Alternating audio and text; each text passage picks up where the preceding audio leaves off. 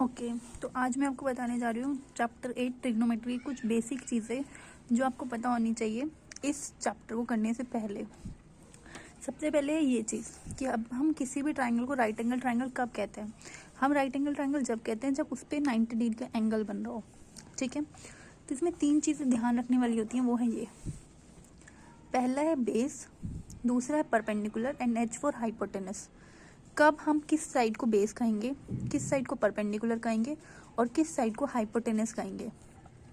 तो अगर एक ट्राइंगल के अंदर 90 डिग्री का एंगल है तो वो एक राइट एंगल ट्राइंगल होगा।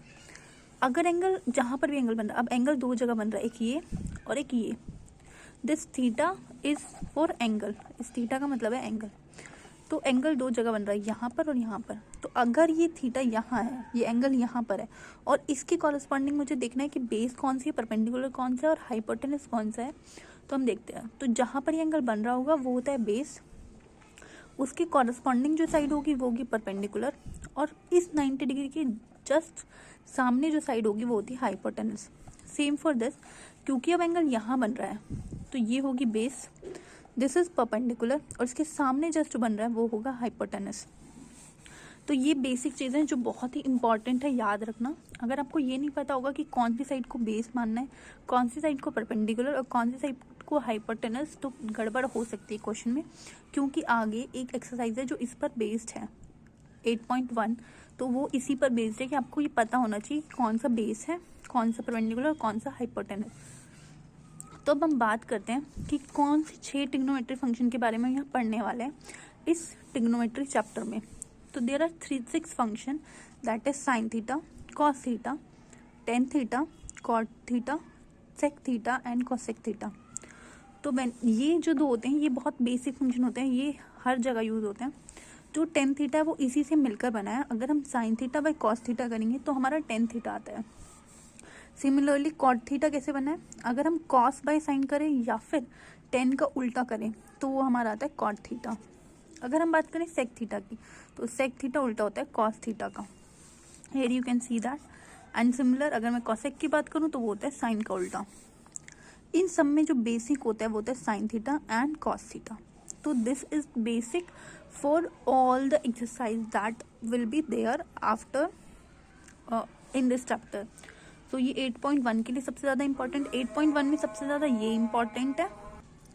तो जब जो भी मैंने अब तक बताया वो 8.1 से रिलेटेड था। अब हम आते हैं 8.2 में कि 8.2 में हमें क्या सीखने को मिलेगा।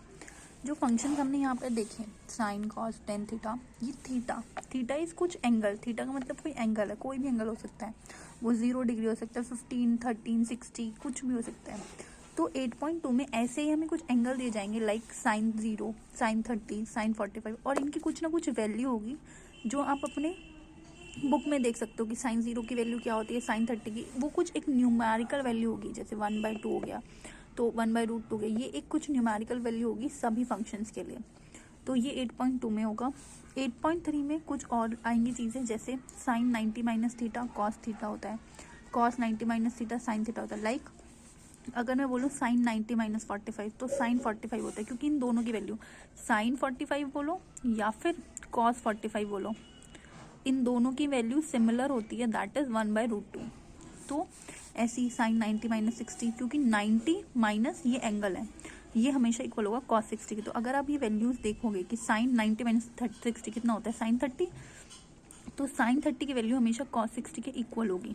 तो ये आपको देखने को मिलेगा, ऐसी कॉस 90 माइनस 30 साइन 30 होता है, तो ये आप देख सकते हो।